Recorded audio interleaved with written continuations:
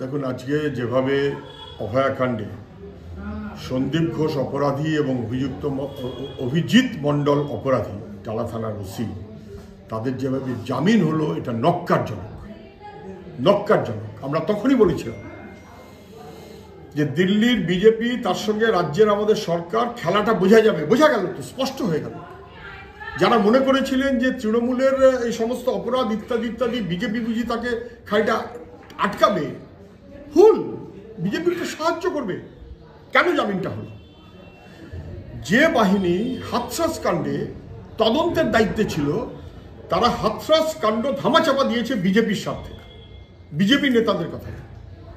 বিজেপির নেতাদের কথায় হাথরাস কাণ্ড যারা ধামাচাপা দিয়েছিল তদন্তকারী বাহিনী, সেই বাহিনীকেই ব্যবহার করা হয়েছিল অভয়াকাণ্ডের তদন্তের জন্য।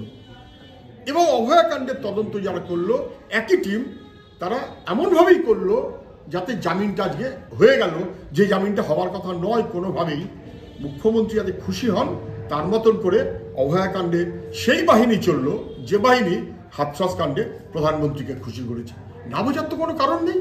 আমরা তো অনেক আগে থেকে বলছিলাম, নাটক, খেলা, বোঝাপড়া। যারা বুঝতে পারছেন না তাদের একটু সময় গেলে আবার বুঝতে পারবেন। দুর্ভাগ্য আমাদের।